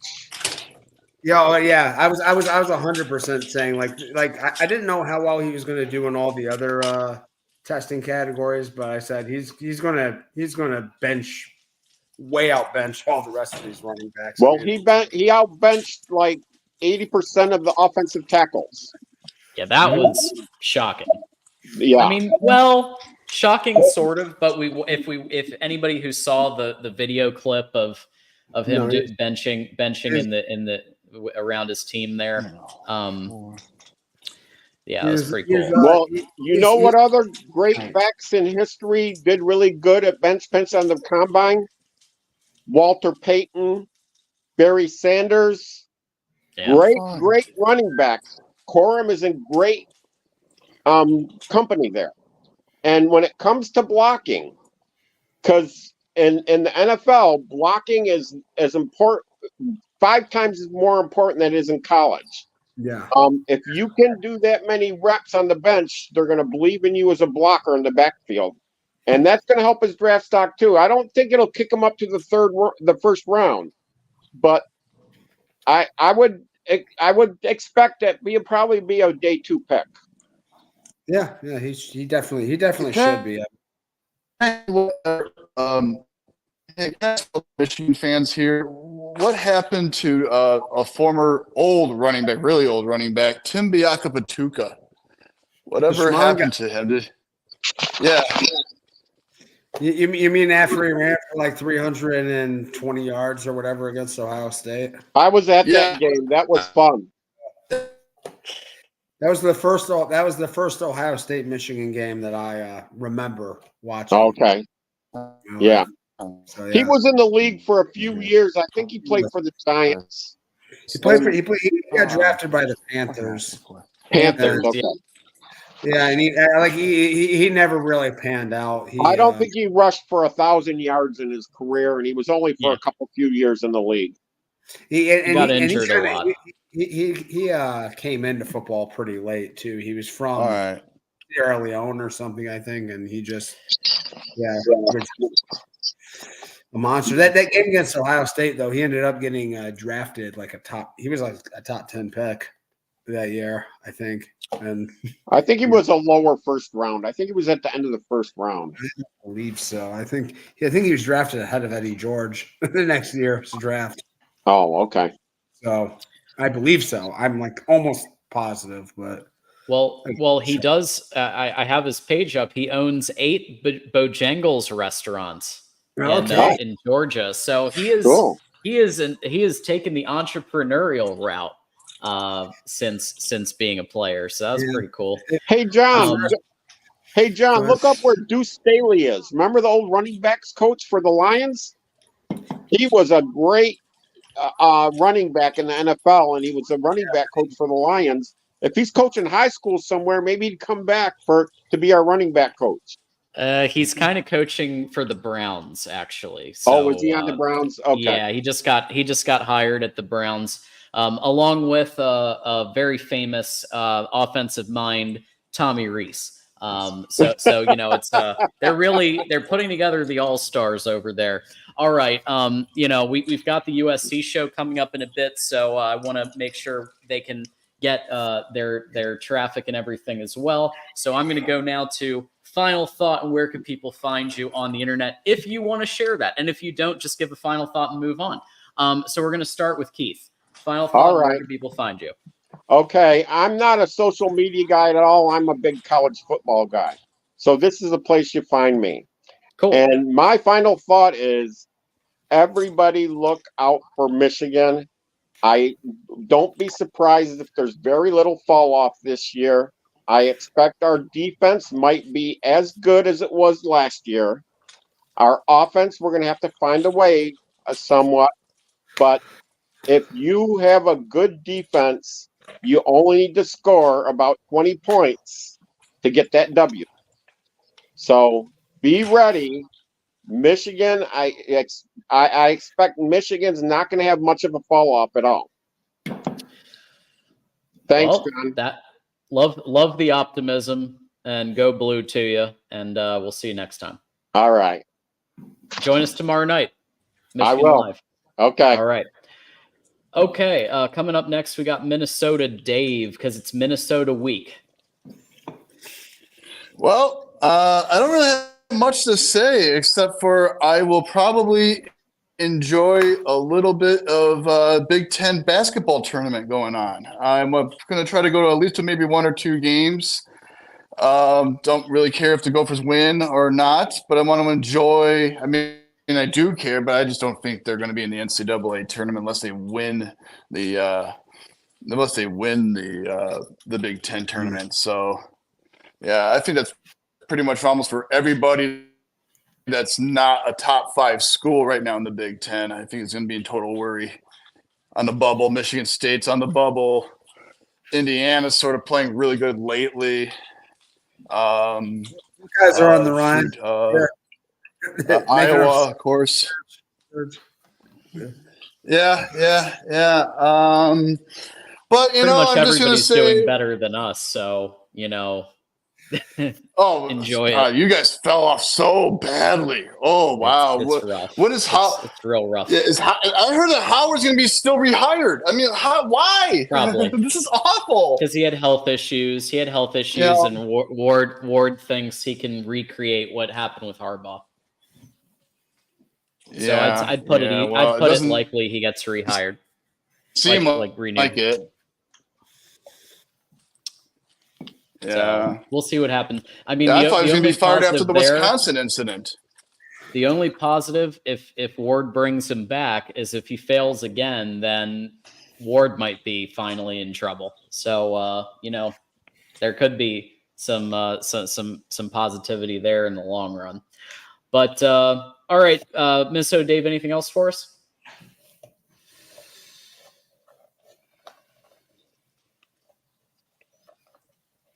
You there, Dave? So wait, are the Big Ten roll the boat, Scott? I'm also going to do a little. What? Okay, row the boat. All right, Sean. Oh. Okay, nothing much say here. Just it's March. I don't know. Spring football is starting up in a week or so for some of the schools, so keep an eye on that. And there'll be some more, maybe some more developments, more opportunities to talk. Position battles going on across everywhere, and but winter sports are coming to an end. I'm pretty excited. Buckeyes have an elite women's basketball team this year, one of the top 5 in the country. Men's basketball, turning it around a little bit. I mean, maybe maybe finding their groove a little too late, but we'll see. And we've got the NCAA wrestling tournament next weekend in Kansas City, which is the thing I'm most excited for. So we'll all right. So all that stuff going on. So no football, but a lot of sports still. NFL free agency. It's actually a very busy time of the year for sports fans. So, yeah, it's true. Yeah, we'll have a lot to discuss on spring ball and what we see with position battles, and I'm really interested in the Ohio State quarterback battle, and who does emerge. Devin Brown apparently, from early reports, is doing better than expected, but it's very early. Yeah, I mean, the assumption is that it's just Will Howard's just going to be handed the job, but we will see.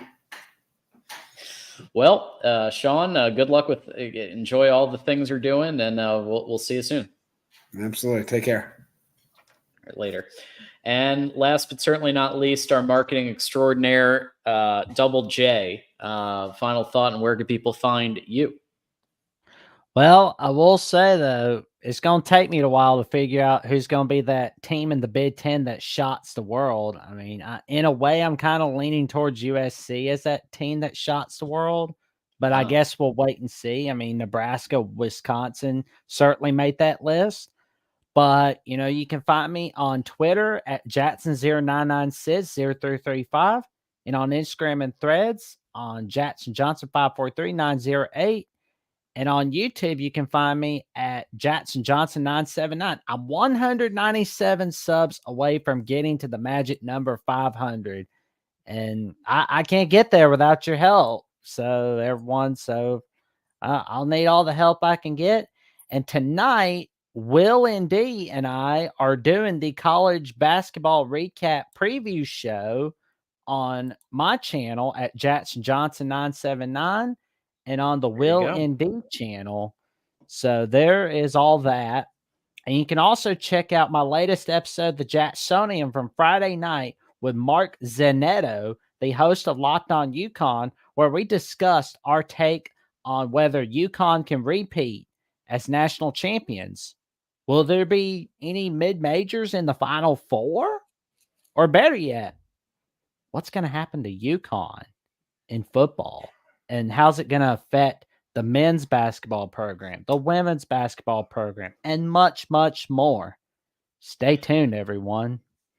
What's going to happen to UConn? If you're wondering, you need to hit up Jackson Johnson, and he'll give you the rundown. Well, I'm not the UConn expert, but I think Locked On UConn can break it down for us for sure. I will definitely have to check it out. Jackson, as always, appreciate you stopping by the Ocho, and we'll see you next time. I'll see you next time. Stay safe, stay warm. We're springing forward. There it is. All right, later. Okay. Yeah, and to his point, I do agree. Nebraska. So I think Nebraska. I don't know about USC. Nebraska, and possibly Rutgers might do better than expected. That's another one that 247 was kind of speculating. One thing I want to address here, because I keep hearing it every single episode, and I just want to address it, and I can't even see it now, but it's this idea. So I appreciate all the points and everything about Ohio State and Michigan. I think the way that we do this show is we do pretty much an hour or close to an hour on one team in the Big Ten that all 18. So this week was so we did an hour on Minnesota Golden Gophers football out of the less than a 2-hour show. So people are going to talk about Ohio State and Michigan a little bit. You can't expect that those, the two major brands who get the biggest ratings and the most attention and have probably some of the largest fan bases on Voice of College Football. There's going to be a little bit of discussion every week on those two. I mean, I'm not going to ban discussion of Michigan and Ohio State, but I do think we did a pretty good job today of limiting it. And, there's going to be some shows where it's pretty much all Ohio State, Michigan. And there's going to be shows where we talk a team that doesn't get it as much spotlight. But my goal is to get to all 18 as we go through the Ocho. But for me to be able to do that, I need to ask you guys to send these YouTube links out to help me promote this stuff and get the eyeballs up so that we can continue to do shows like this. So hit that like button if you haven't already, and share this out. And let's blow these things up so that next week we can double or even triple our viewership. So help me out if you can. We really appreciate it. So let's look here. We do have a final super chat. Thank you, Nick, who always brings the smoke on his super chats. $10. So I gotta read it because this is a $10 contribution. Arrogant, unaware, obnoxious, fragile, prideful, infuriating, awful, disgusting, unhinged, foolish, irresponsible, thoughtless, imprudent, egotistical, pompous, haughty, overbearing equals Ohio State fans. Thank you, Nick, for your $10 contribution to the Voice of College Football. And anyone else who wants to sneak one in here, we've still got a minute or two as I wrap up. Okay. Let's see here. Yes, thank you, Jackson. Jackson crushes it, promotes, and if you want to know how to promote these shows and how to, just do what Jackson does. That's what I'm saying now. Because look at what he's doing all over social, Discord. He's promoting our stuff. It's very appreciated. And we thank Jackson for everything that he does to continue keep us rolling here. Yes, go blue.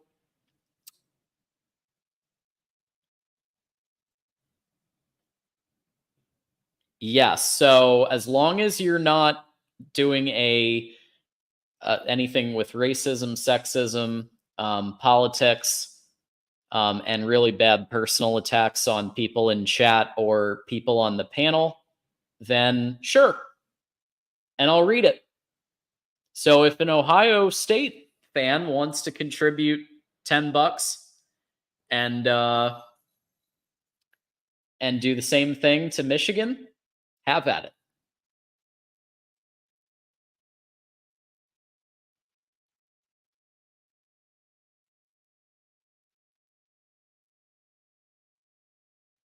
Not on anybody in particular. It was on the fan base, which, if you want to call that personal attacks, okay. But I kind of draw a line at individuals in chat, individuals on here, as things we're gonna avoid. Okay. And I appreciate, and look, I understand that too, Moose. And even if you hit the like button, even if you, just doing something like that, hitting the like button, contributing in whatever way you're able to, just being here. Just being here, that's great too. We need that. So we appreciate all the help from everybody. Tomorrow night is my next show, Michigan Wolverines Live, 8 p.m. Eastern, with TJ Konarski from Ronin Sports Talk, who's been crushing it. I don't know if you've been watching, but TJ does a fantastic job. He comes in with really good inside scoop from the conversations he's having with people, and it's been really insightful. He was on with Mark last week, and he's coming back tomorrow night. We do appreciate everybody who helped support Mark and TJ last week when I was out. Yes. Isn't that great? We've learned about Maryland. We've learned about Illinois. We've learned about teams that we normally don't cover very often, right? So, so I think it's pretty cool.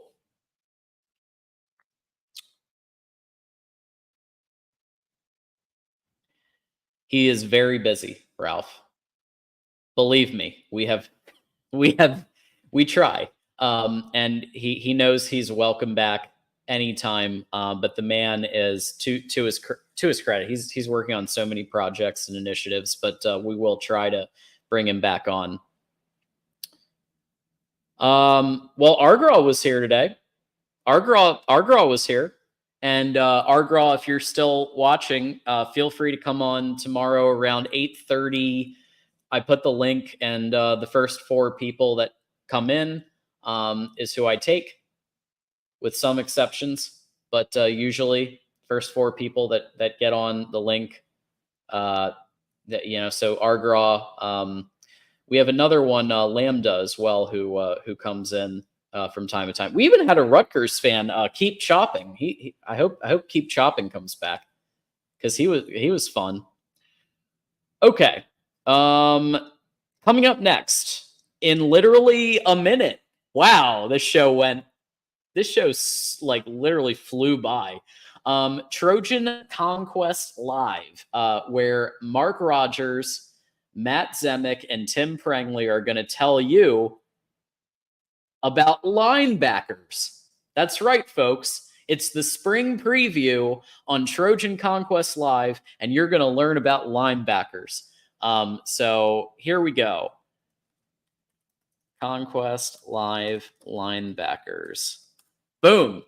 So join them, and like they're probably going to go get started in like a minute or two. I'm going to go over and hang out with them as well. And yeah, so very exciting. And again, like I said, thank you all for coming by and being part of this. So yeah, I know I'm about to wrap. Yeah, we have.